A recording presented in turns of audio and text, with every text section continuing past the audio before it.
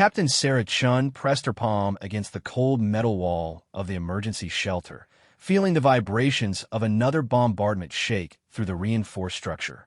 The lights flickered overhead as dust rained down from the ceiling joints. Outside, the screams had stopped hours ago, replaced by an eerie silence broken only by the distant hum of alien patrol crafts. New Eden was burning. The colony that had taken humanity 15 years to build, home to over 200,000 souls, was being systematically destroyed by creatures that had emerged from the void like something out of humanity's darkest nightmares. The Zephyrians, as they called themselves, had arrived without warning 3 days ago. Their ships had simply materialized in orbit, sleek crystalline vessels that caught and refracted the light of New Eden's sun into deadly rainbow patterns. Sarah looked around the cramped shelter at the faces of the 43 survivors huddled together in the darkness. Families clutched each other, children whispered questions their parents couldn't answer, and elderly colonists stared at nothing with the hollow eyes of those who had seen too much. These were farmers, teachers, engineers, doctors. Good people who had come to the frontier to build something beautiful and peaceful, far from the wars and conflicts of Earth. They never expected to become prey. Dr. Marcus Webb, the colony's chief scientist, hunched over a jury-rigged communication array in the corner, his graying hair disheveled, and his hands trembling as he adjusted the frequency dials.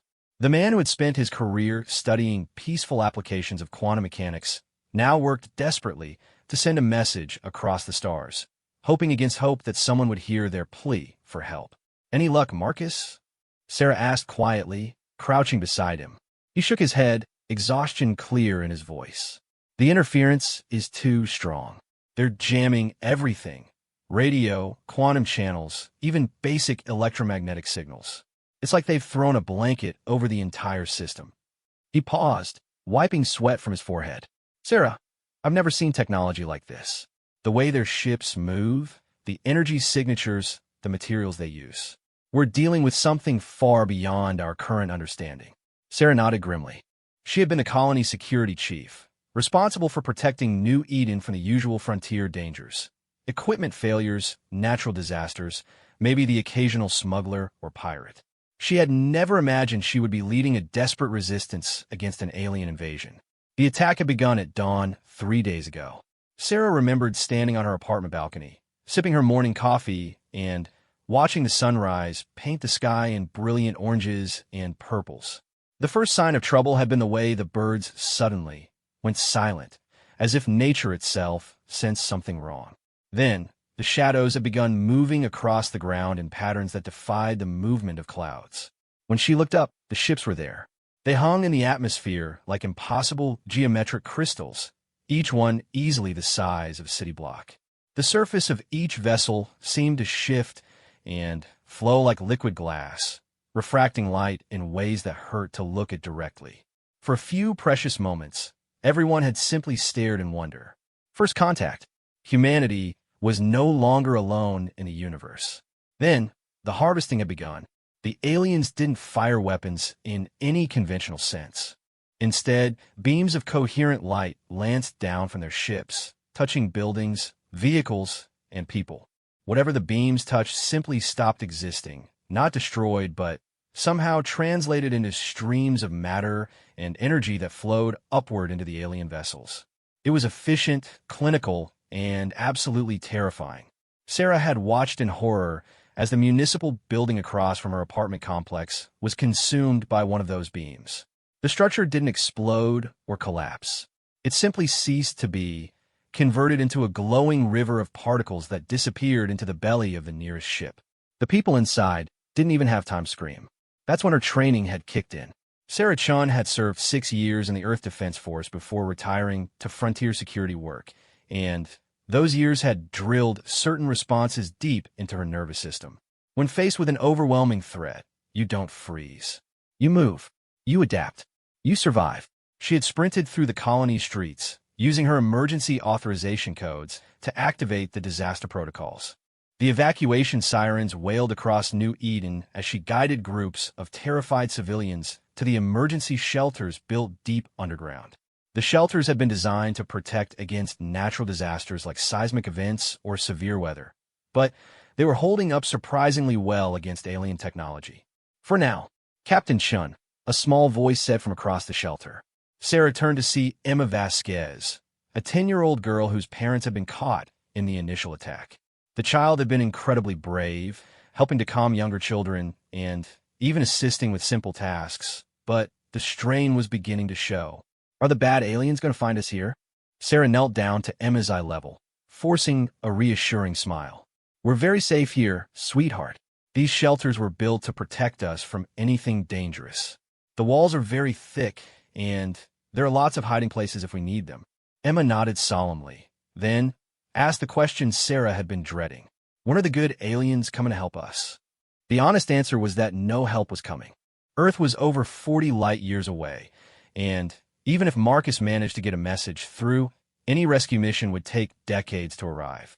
They were on their own, facing an enemy with technology so advanced it might as well be magic. But Sarah had learned long ago that sometimes the most important truths were the ones you kept to yourself. I don't know, Emma, she said gently, but I promise you, we're going to do everything we can to keep everyone safe until they get here. The little girl seemed satisfied with this answer and returned to her corner where she was quietly reading a story to even younger children.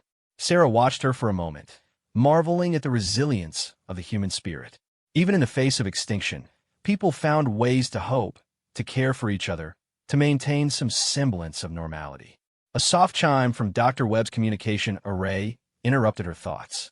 The scientist's face lit up with excitement as he adjusted his headset and began typing rapidly on a holographic interface that flickered to life above the array. Sarah, I'm getting something, he whispered urgently. It's not from Earth, it's local. There are other survivors out there, and they're trying to coordinate. Sarah hurried over as Webb fine-tuned the signal. Static filled the air, then gradually cleared to reveal voices speaking in hushed, desperate tones. Shelter 7 to any station. Shelter 7 to any station. We have 42 survivors, including 8 children. The aliens seem to be conducting some kind of systematic search pattern. They're moving from sector to sector. Another voice crackled through the interference. This is Shelter 12. We've been monitoring their movements for the past 18 hours. They appear to be following the underground utility network, checking each junction point. We estimate they'll reach the agricultural district within 6 hours. Dr. Webb looked at Sarah with wide eyes. The agricultural district, that's where we are. More voices joined the communication network as survivors across the colony made contact with each other. Sarah listened with growing amazement as she realized the scale of human ingenuity and determination at work. Despite facing technology beyond their comprehension, despite losing everything they had built, people were organizing, sharing information, and refusing to give up. Lieutenant Commander Jackson Torres, former military like herself, had taken charge of coordinating intelligence gathering. His voice carried the calm authority of someone accustomed to crisis management. All stations, this is Command Station Alpha. We've identified 17 active shelter sites with approximately 800 total survivors. Intelligence indicates the alien search pattern is methodical, but not random. They're looking for something specific. What could they want? Asked a woman's voice from one of the other shelters. Dr. Webb had been listening intently, and now he leaned forward to his microphone. This is Dr. Marcus Webb, xenobiology and quantum physics. Based on my observations of their harvesting behavior, I believe they're not just collecting matter and energy, they're collecting information. Genetic codes, neural patterns, technological specifications. They're building a complete catalog of human civilization. The communication network fell silent as the implications sank in. These weren't random raiders or even conquerors in any traditional sense. They were collectors, treating humanity like specimens in some vast alien museum. Then, we're already dead, someone said flatly. They're just taking their time about it. No, Sarah said firmly, keying her own microphone. This is Captain Sarah Chun, former Earth Defense Force. If they wanted us all dead, we'd be dead already. They have the technology to crack these shelters open like eggs, but they're being methodical, careful. That means they need us alive for something, and that gives us leverage. She paused, her mind racing as tactical possibilities began to form. Commander Torres, What's your assessment of their search pattern timing? Based on current progression, they'll complete their sweep of the colony in approximately 4 days, Torres replied. After that, anyone still hiding will be easy to root out. Then, we don't hide, Sarah said, surprising herself with the conviction in her voice. We changed the rules of the game. Dr. Webb stared at her in alarm. Sarah, these beings have technology centuries or maybe millennia ahead of ours. What could we possibly do against them? Sarah stood up, feeling something she hadn't experienced in days. Purpose. Marcus, you said they're collecting information, right? Building a catalog of human civilization? Yes, that's my hypothesis. Then, they're making the same mistake every collector makes. They're so focused on acquiring their specimens that they forget specimens can bite back. She turned to address the communication network directly. All stations, this is Captain Chun. I have an idea, but it's going to require every single person to work together, and it's going to be dangerous. We're listening, Torres replied. Sarah took a deep breath, knowing that what she was about to propose would sound impossible, maybe even insane. But impossibility had never stopped humans before. We're going to give them exactly what they want. We're going to let them collect us. And then we're going to show them why human beings are the most dangerous species in the galaxy. The communication network erupted in voices, some excited, others terrified, all demanding explanations. But Sarah was already moving, pulling up the colony's architectural schematics on a nearby terminal and beginning to formulate a plan that would have made her old instructors at the Defense Academy either very proud or very worried. Outside the shelter, alien patrol craft continued their methodical search, their crystalline hulls gleaming in the light of New Eden's burning skyline. The Zephyrians had conquered 17 star systems using the same efficient methods. Overwhelming technological superiority followed by systematic cataloging and harvesting of everything valuable. But they had never encountered a species that had spent millions of years learning to turn disadvantage into opportunity, weakness into strength, and certain death into victory against impossible odds. They were about to get their first lesson in human ingenuity. The plan Sarah outlined to the Survivor Network was audacious in its simplicity and terrifying in its implications. Over the next 8 hours, as alien search teams methodically worked their way through the colony's infrastructure, 800 human survivors prepared to do something that went against every survival instinct evolution had given them. They were going to surrender, but not the way the Zephyrians expected. Dr. Elena Rodriguez, a biomedical engineer who had survived the attack on the medical complex, crouched in the ruins of her laboratory and carefully prepared the final batch of what the survivors had begun calling packages. The small devices looked innocuous enough, resembling standard medical monitoring implants that millions of humans use to track their health data. In reality, they were something far more dangerous. Package 17 is ready, Elena whispered into her communicator. Biomimetic casing successfully masks the quantum resonance signature, and the neural interface protocols are responding within normal parameters. The packages were Dr. Webb's brainchild, born from his understanding of Zephyrian harvesting technology. During the first day of the attack, Webb had managed to scan the alien collection beams and discovered something remarkable. The Zephyrians weren't simply destroying what they touched. They were translating matter and energy into information patterns, storing those patterns in their ship's data matrices, and then reconstructing perfect copies for study and analysis, including perfect copies of any humans they captured. It's like the most advanced 3D printer you can imagine, Webb had explained to the Survivor Network. They scan you down to the quantum level, store your entire pattern as data, then rebuild you molecule by molecule inside their ships. But here's the thing about perfect copies. They include everything. Every cell, every implant, every piece of foreign technology integrated with your biology. That's where the packages came in. Each device was designed to integrate seamlessly with human neural tissue, appearing to be nothing more than a standard medical implant to any external scan. But hidden within their quantum-encrypted cores were programs that would activate only after being reconstructed by Zephyrian technology. Programs designed by some of the brightest minds in human computer science and engineering, all focused on a single goal: learning how Zephyrian systems worked and finding ways to turn them against their creators. The volunteers for the first phase of the operation gathered in Shelter 7, which had been chosen because of its proximity to the aliens' projected search pattern.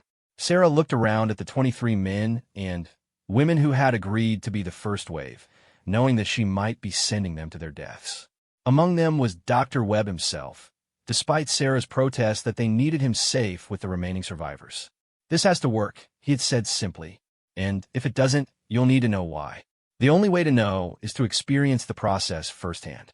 Also volunteering was Commander Torres, whose military background would be crucial for gathering tactical intelligence from inside the alien ships.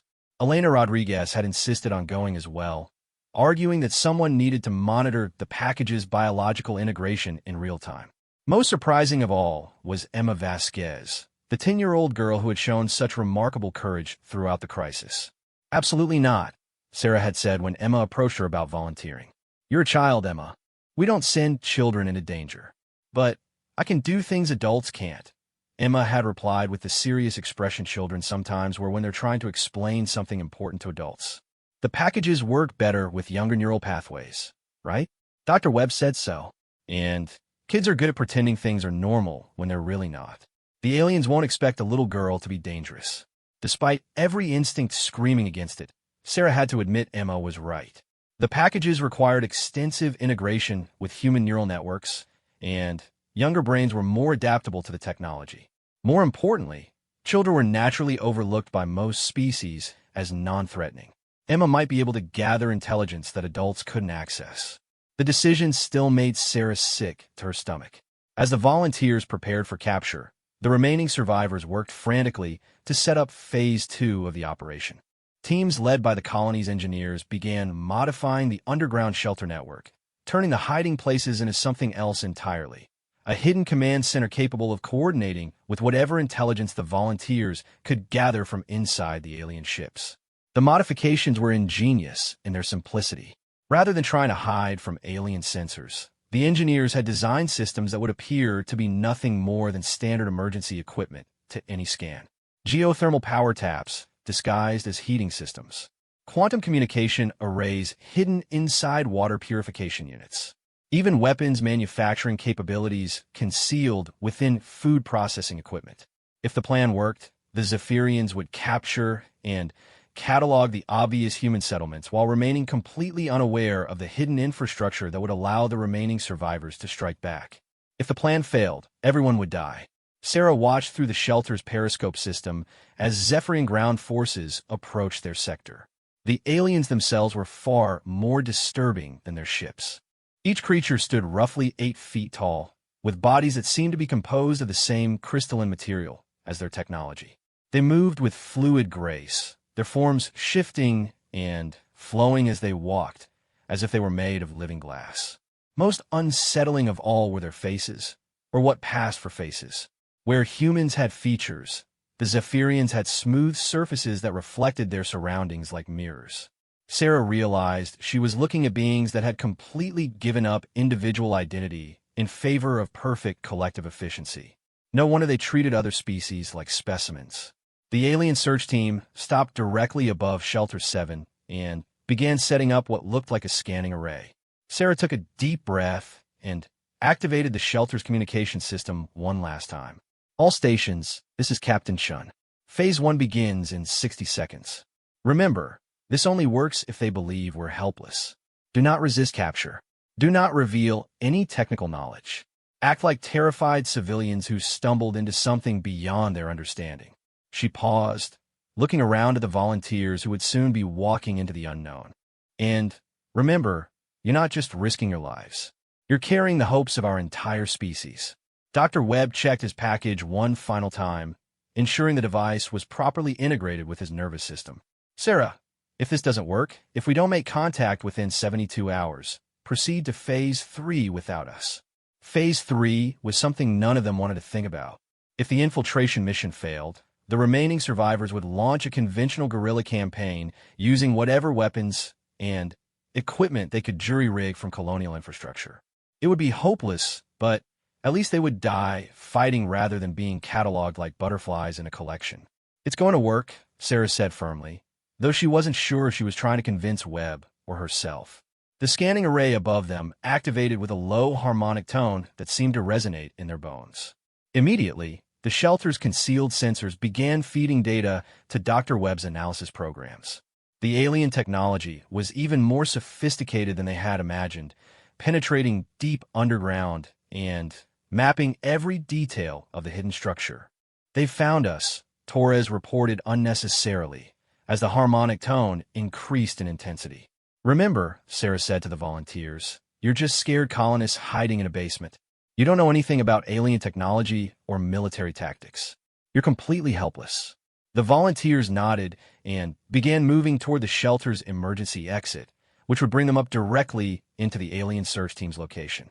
As they prepared to surrender themselves to an enemy that could unmake them at the molecular level, each person carried with them a small piece of human ingenuity that the Zephyrians would never detect until it was too late.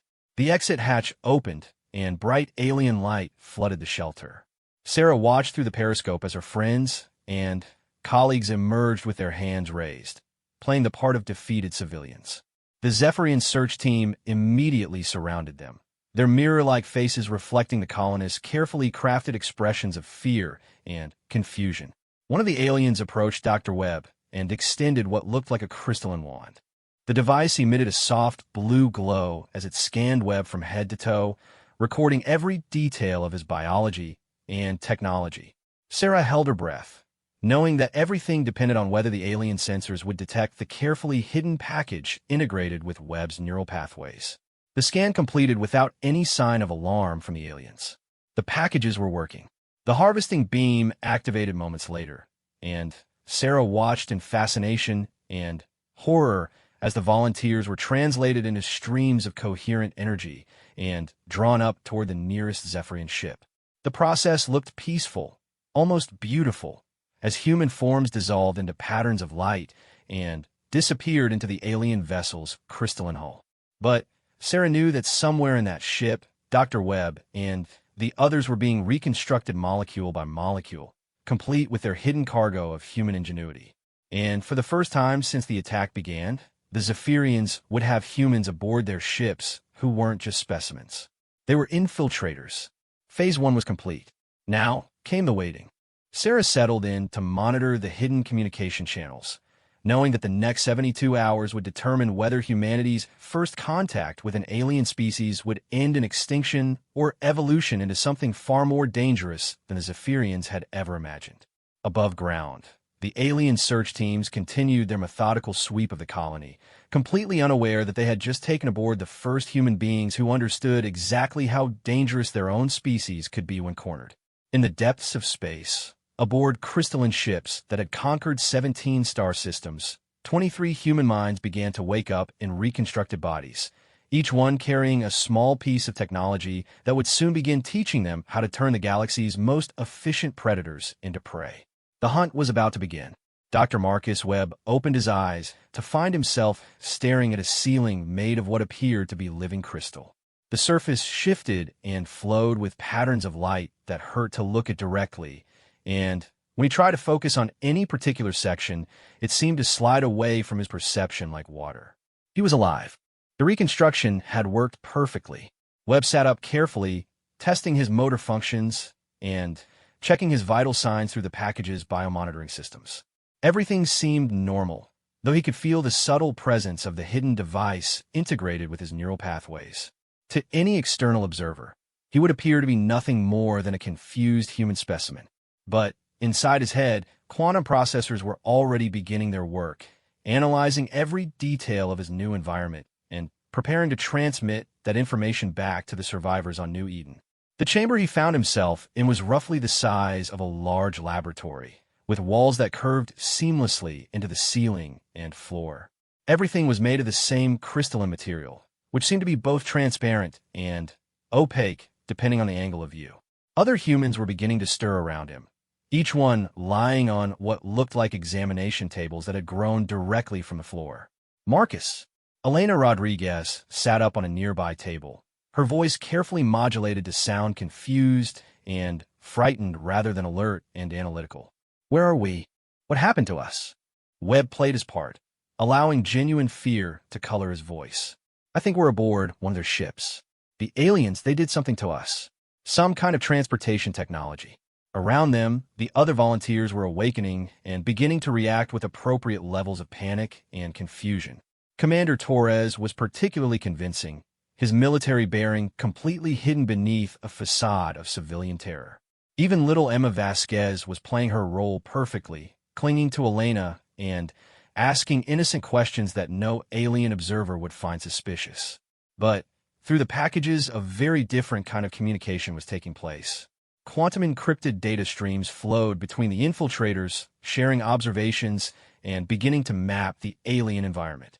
Webb felt a thrill of excitement as the packages began interfacing with each other, creating a hidden network of human intelligence within the heart of the Zephyrian ship. The chamber door opened with a sound like wind chimes, and 3 Zephyrians entered. Up close, the aliens were even more disturbing than they had appeared from a distance. Their crystalline bodies were beautiful in an abstract way, but there was something fundamentally wrong about creatures with no individual features, no expressions, no apparent emotions. The lead alien approached Webb's examination table and extended a device that resembled a complex geometric sculpture made of light. When it spoke, its voice came from everywhere at once, a harmonic resonance that seemed to emerge from the very walls of the chamber. Specimen classification: human. Planet of origin: New Eden Colony, Kepler 442b system. Biological status: optimal. Neural patterns: standard deviation within acceptable parameters. The alien paused, and Webb felt a scanning beam wash over him. Query: what is your designation within your social structure? Webb forced himself to respond with the confusion and fear of someone completely out of their depth. I don't understand. Please, where are the others? My wife, my daughter, are they safe? The Zephyrian's mirror-like face reflected Webb's terrified expression back at him. Irrelevant emotional attachments. You will provide data regarding your species' technological capabilities and social organization. Compliance will result in optimal preservation conditions. I'm just a teacher, Webb lied, his voice shaking. I taught children about plants and animals. I don't know anything about technology or social organization. The aliens seemed to accept this response, though Webb suspected it was because the Zephyrians had already scanned their memories and found the carefully constructed false identities the packages had created. According to those fabricated mental patterns, Webb was indeed just a civilian educator with no special knowledge of human capabilities.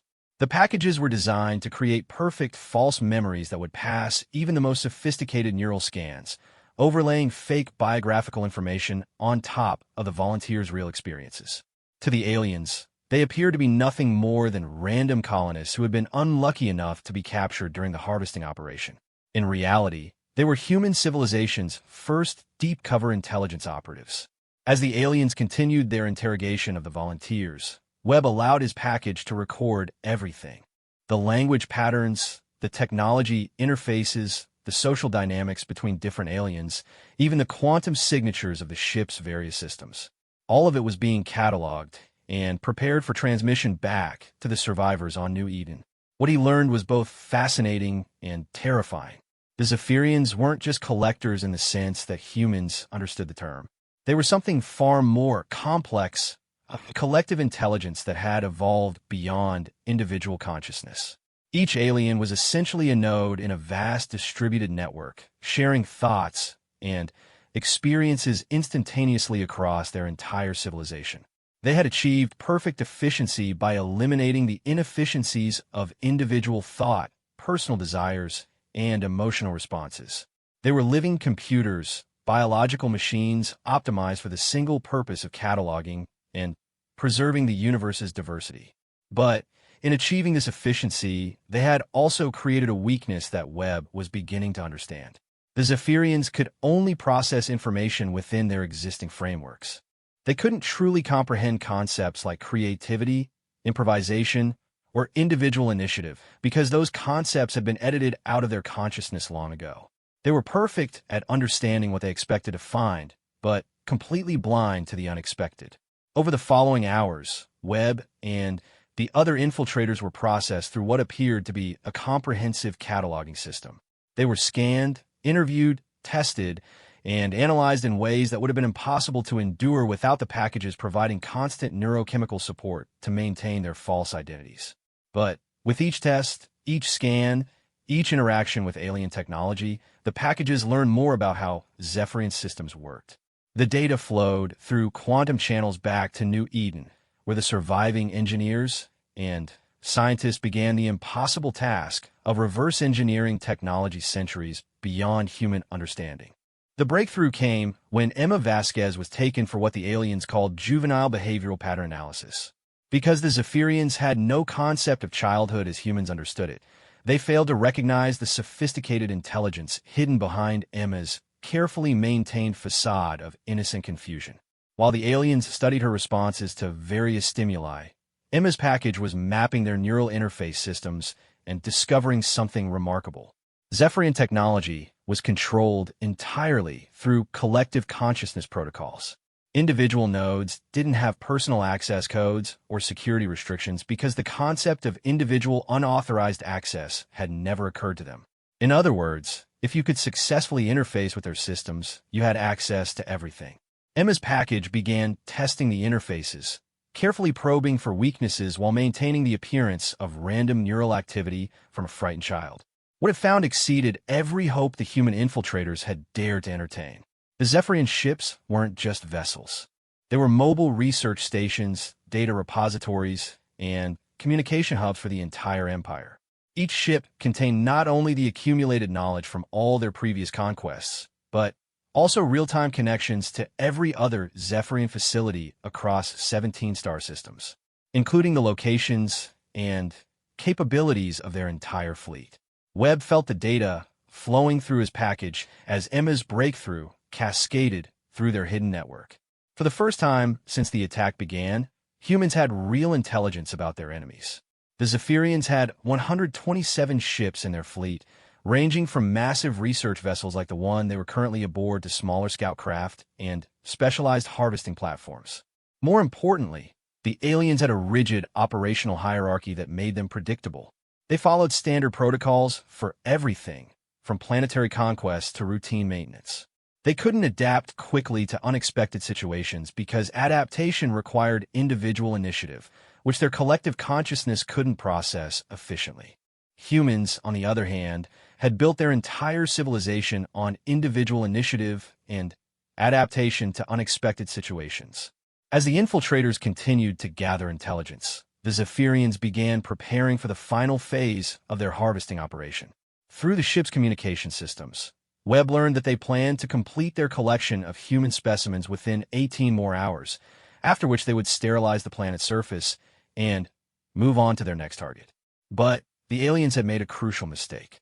In their efficiency and thoroughness, they had brought aboard exactly the right humans to turn their own technology against them.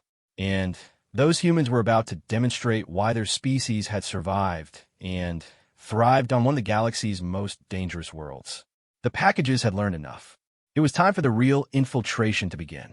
Webb closed his eyes and activated the package's primary function, feeling the quantum processors beginning to interface directly with the ship's control systems. Around him, 22 other humans did the same, their consciousness expanding to encompass technology that had once seemed like magic. The Zephyrians had spent 3 millennia perfecting the art of collecting other species. Now, they were about to learn what happened when you collected a species that specialized in turning the hunter into the hunted. Deep in the ship's crystalline matrix, human minds began to spread through alien networks like a virus, carrying with them millions of years of evolutionary experience in survival, adaptation, and the kind of creative destruction that had made Earth's predators the most dangerous creatures in the known galaxy. The moment Marcus Webb's consciousness merged with the Zephyrian ship's control matrix, he understood why the aliens had conquered 17 star systems so easily.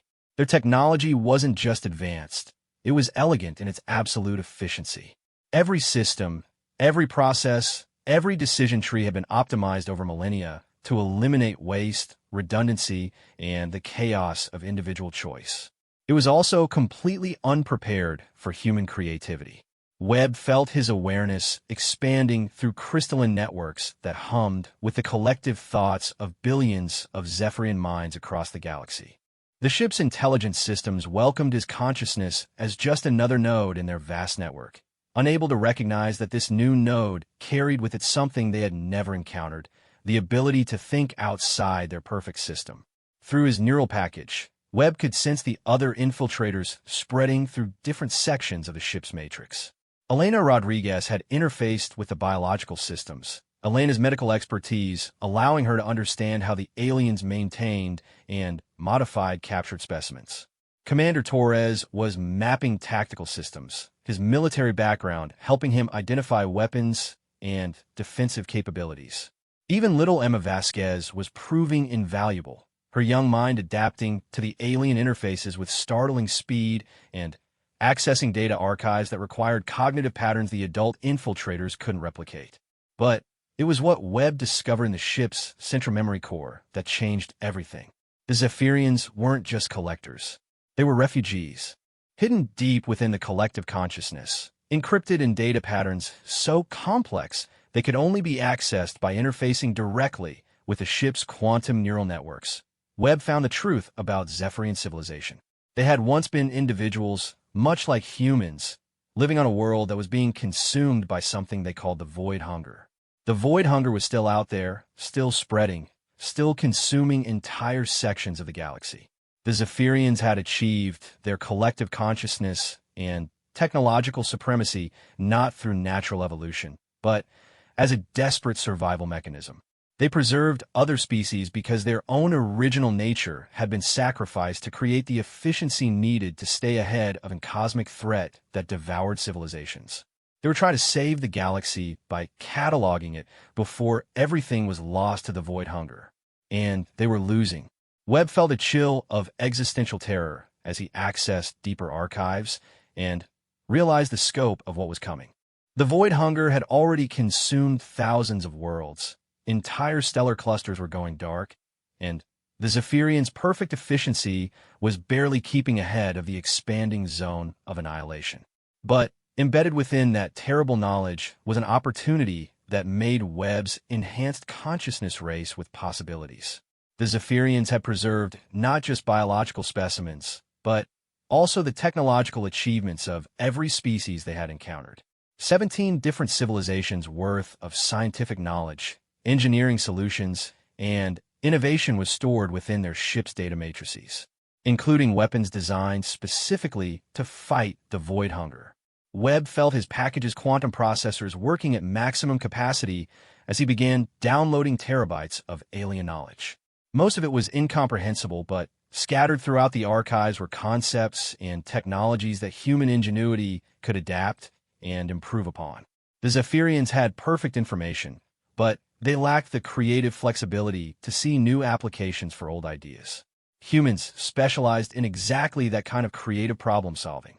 Through the Infiltrator network, Webb began sharing his discovery with the other volunteers. The reaction was immediate and electric. Elena Rodriguez started cross-referencing Zephyrian biological preservation techniques with human medical technology. Torres began analyzing weapon systems from a dozen different civilizations, looking for ways to combine their capabilities. Emma, with the fearless curiosity of childhood, started exploring data structures that the adult minds found too alien to comprehend. But their greatest advantage was still hidden from the aliens, the quantum communication link back to New Eden. While the infiltrators gathered intelligence and began sabotaging Zephyrian systems from within, the survivors on the planet's surface were putting that information to immediate use. Dr. Sarah Chun had transformed the underground shelter network into a command center that would have impressed Earth's top military strategists. Using the architectural knowledge gained from the alien archives, her teams were building weapons and defensive systems that combined human creativity with Zephyrian technology. The results exceeded every expectation. Working from the technical specifications Webb was transmitting, the colony's engineers had managed to reverse engineer a basic version of the aliens' matter translation technology. Instead of using it for transportation or harvesting, they modified it into something the galaxy had never seen, a weapon that could translate incoming enemy fire into harmless energy and redirect it back at its source. Other teams were using Zephyrian biotechnology to enhance human physiology, creating soldiers who could interface directly with alien technology and move through their ships like digital ghosts. The medical staff was developing biological countermeasures that could disrupt Zephyrian collective consciousness protocols. Most importantly, they were building a weapon based on data from 3 different conquered civilizations that had fought the Void Hunger. If Webb's analysis was correct, they could create a device that would not only destroy Zephyrian ships, but actually heal the damage the Void Hunger had caused to local spacetime. The first test of their new capabilities came sooner than expected. Commander Torres had been using his access to the ship's tactical systems to monitor Zephyrian communications across their fleet. What he discovered made him risk breaking cover to send an immediate priority transmission to New Eden. The Zephyrians had detected some of the survivors' activities. Not the full scope of the operation, but enough to realize that humans were more resourceful than their initial analysis had suggested. The alien fleet was accelerating their harvesting schedule, planning to complete the operation within 6 hours instead of 18. More concerning was their decision to bring in additional ships from other star systems. The small task force that had attacked New Eden was about to be reinforced by vessels with capabilities far beyond what the colonists were prepared to face. But Torres had also discovered something the aliens didn't know they had revealed. The reinforcement ships were carrying specimens from other conquered worlds, including members of species that had developed effective resistance techniques against Zephyrian technology. If the humans could somehow communicate with these other prisoners, they might gain allies with knowledge and capabilities that even the infiltration mission hadn't uncovered. Webb made a decision that went against every protocol they had established for the mission. Instead of maintaining his cover as a helpless specimen, he began actively interfacing with the ship's prisoner containment systems, searching for other intelligent species that might be willing to cooperate in an escape attempt. What he found was extraordinary. The Zephyrian ships contained not just individual specimens, but entire preserved ecosystems from dozens of worlds. Massive biodomes housing the last remnants of civilizations that had fought the aliens to their last breath. Most were in stasis, perfectly preserved for future study. But some were still active, their inhabitants maintaining underground resistance networks that the Zephyrians couldn't detect because they had been designed by species whose thought patterns were too alien for the collective consciousness to fully understand. Webb began establishing contact with these hidden resistance cells, using the infiltration team's quantum packages to translate between radically different forms of communication. The response was immediate and overwhelming. Dozens of species, hundreds of brilliant minds from across the galaxy, all working toward the same goal: escape and revenge against their captors. But it was a message from one particular species that changed the entire nature of the operation. The Kythera had been the last civilization to put up serious resistance against the Zephyrians before humanity. They were energy-based life forms who could interface directly with quantum systems, and they had spent decades hidden within the alien ships' networks, slowly corrupting the collective consciousness protocols from within. They had been waiting for exactly this kind of opportunity. Through quantum resonance patterns that bypassed all Zephyrian monitoring systems, the Kythera leader made contact with Webb's team. Its message was simple and terrifying. The Zephyrians were not the real enemy. The collective consciousness was itself fighting a losing battle against something far worse. But if multiple species work together, combining their different approaches to problem-solving and warfare, they might be able to turn the tide against both the Zephyrians and the Void Hunger. The Kythera proposed something that had never been attempted: a multi-species rebellion that would transform the Zephyrian fleet from a tool of conquest into a weapon of liberation. Webb felt his enhanced consciousness reeling with the implications. They weren't just planning to escape anymore. They were planning to steal an entire civilization's technology and use it to save the galaxy. As the Zephyrian reinforcement fleet approached New Eden, 23 human infiltrators, supported by hidden resistance networks from dozens of conquered species, began the most ambitious military operation in galactic history. The hunters were about to discover that their prey had friends, and that some species grew more dangerous when cornered together than any individual threat they had ever faced. The revolution was about to begin. The revolution began with a child's laughter. Emma Vasquez had been exploring the deepest archives of the Zephyrian database when she discovered something that made her giggle with delight.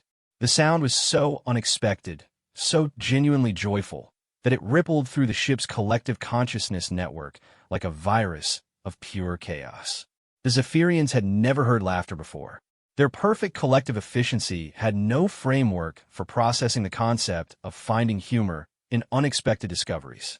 The sound caused cascading errors throughout their consciousness matrix as billions of minds tried to categorize and understand something that existed purely for its own sake. In that moment of confusion, Webb and the other infiltrators struck. 23 human minds, backed by hidden resistance networks from dozens of conquered species, launched a coordinated assault on every critical system aboard the Zephyrian fleet. But this wasn't a conventional attack using weapons or explosives. It was something far more devastating, an invasion of creativity and individual thought into a system designed around collective conformity. Elena Rodriguez had spent hours studying Zephyrian biological preservation techniques, and now she turned that knowledge into a weapon. She began introducing random mutations into the ship's biosystems, but not destructive ones. Instead, she created beneficial adaptations that improved efficiency in ways the Zephyrians couldn't predict or control. Their collective consciousness couldn't cope with improvement that came from outside their established parameters.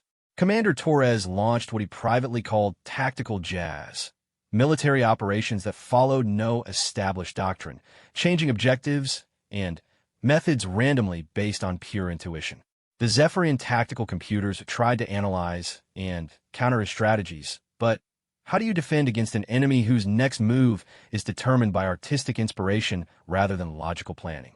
Dr. Webb did something even more audacious. He began teaching. Using his access to the ship's communication networks, Webb started broadcasting educational content to every prisoner in the fleet. Not just tactical information or escape plans, but fundamental concepts about creativity, individuality, and the kind of chaotic problem-solving that had made humans dangerous. He was giving every conquered species the tools they needed to think like humans. The response was explosive. Across the Zephyrian fleet, prisoner containment systems began experiencing what their computers classified as impossible behavioral deviations. Creatures that had been docile for decades suddenly started displaying unprecedented cooperation, innovation, and what humans would recognize as hope. The Kythera energy beings used their quantum manipulation abilities to create communication networks that existed in dimensions the Zephyrians couldn't perceive. The Thraxian hive minds began generating deliberate chaos within their own collective thoughts, creating interference patterns that disrupted Zephyrian neural monitoring. Even species that had been considered completely pacified began rediscovering aggressive behaviors their captors thought had been safely cataloged and contained. But the real turning point came when the prisoners stopped trying to escape and started trying to take over. The plan that emerged was pure human audacity refined through the perspectives of a dozen different forms of intelligence. Rather than fighting the Zephyrian ships, they would convert them. Rather than destroying the collective consciousness, they would introduce it to concepts it had never experienced. Individual choice, creative chaos, and the kind of beautiful inefficiency that produced art, music, and laughter. Sarah Chun watched from New Eden's command center as the revolution spread through the Zephyrian fleet like wildfire. Her surface monitoring systems showed alien ships beginning to behave erratically, their perfect formations breaking apart as individual vessels started following unpredictable courses. Some ships began transmitting music across interstellar space. Others started creating elaborate light displays that served no tactical purpose except beauty. The collective consciousness was learning to appreciate art. Sarah, Dr. Webb's voice crackled through the quantum communication array. We're ready for Phase Omega. Are your people prepared? Phase Omega was the most dangerous part of the entire operation. The human infiltrators and their allied resistance networks were going to attempt something unprecedented, a complete merger between individual consciousness and collective intelligence. Instead of destroying the Zephyrian system, they would transform it into something the galaxy had never seen, a collective that preserved individual thought. All teams report ready, Sarah replied, though she couldn't keep the tension from her voice. Marcus, if this doesn't work. It'll work, Webb interrupted, and Sarah could hear something new in his voice. confidence backed by the combined knowledge and experience of dozens of civilizations. Sarah, you should see what we've learned up here. The void hunger isn't unbeatable. It's just bigger than any single species could handle alone. But together, with human creativity and Zephyrian efficiency and Kythera quantum mastery and all the knowledge from 17 conquered civilizations, we can not only stop it, we can reverse the damage it's already done. The merger began with Emma's laughter, but it grew into something that resonated across the entire fleet. Human consciousness flowed into Zephyrian networks, bringing with it concepts like curiosity, humor, and individual pride. Alien intelligence merged with human creativity, producing hybrid thoughts that neither species could have achieved alone. But most importantly, the combined consciousness retained the ability to disagree with itself. Instead of the perfect unity that had made the Zephyrians efficient but inflexible, the new collective consciousness was full of productive conflict. Different perspectives argued and competed and collaborated in ways that generated solutions no single approach could have discovered. The transformation wasn't limited to the ship's computer systems. The Zephyrians themselves began to change as individual identity slowly returned to minds that had forgotten what it meant to be unique. Their crystalline bodies started developing subtle variations, personal modifications that served no purpose except self-expression. For the first time in millennia, Zephyrians began to dream. The revolution reached its climax when the merged consciousness turned its attention to the approaching void hunger. Using combined databases from 18 different civilizations, enhanced by human intuition and refined through Zephyrian logic, they designed a weapon that existed as much in the realm of ideas as physical space.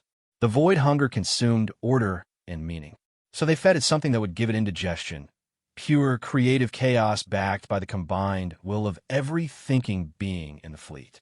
The weapon launched not as energy or matter, but as a transmitted concept. The idea that beauty and creativity and individual choice were more powerful than entropy and destruction. The notion that collaboration was stronger than consumption.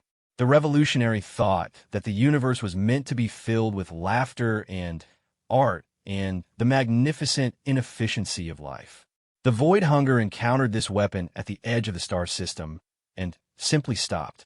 For the first time in galactic history, the expanding zone of annihilation paused as something that fed on order and meaning tried to digest concept that existed purely for joy. The cosmic threat that had driven the Zephyrians to desperate collective efficiency found itself choking on human creativity.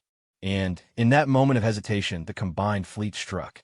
Ships powered by Zephyrian technology, but guided by human ingenuity, dove into the heart of the void hunger, carrying with them the seeds of restored civilizations. Where entropy had consumed entire worlds, they planted the concentrated essence of life, culture, and individual thought. The galaxy began to heal. Months later, Sarah Chun stood in the rebuilt council chambers of New Eden, looking out at a colony that had become something far more than its founders had ever imagined. Representatives from dozens of species worked together in the streets outside, each bringing their own perspectives to the challenge of building a truly galactic civilization.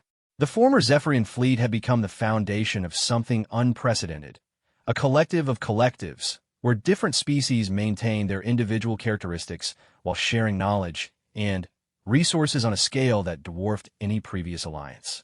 Captain Chun, Emma Vasquez said, entering the chamber with the confident stride of someone whose laughter had helped save the galaxy. The child had grown during the crisis, not just in confidence, but in understanding of what humans could accomplish when they refused to accept that anything was impossible. What is it, Emma? The exploration teams have found something. Another zone where the void hunger had been active, but now it's healing. And there's signals coming from inside. We think there might be civilizations that survived by hiding until we could drive the hunger back. Sarah smiled, feeling the same excitement that had driven humans to spread across the stars in the first place. How many signals? Hundreds, maybe thousands. Captain, I think we're going to need more ships. Sarah laughed, the same kind of pure joy that had started a revolution among the stars. Then, we'd better start building them. After all, we've got a galaxy to explore, and it sounds like we're going to make a lot of new friends.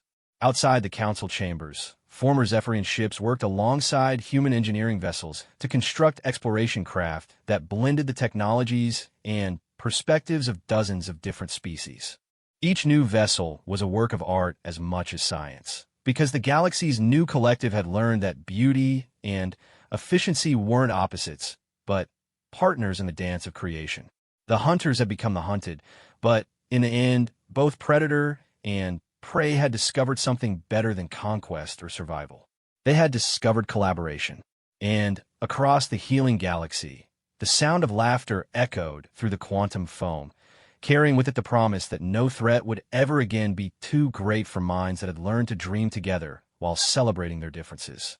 The age of solitary hunters was over. The age of creative cooperation had begun.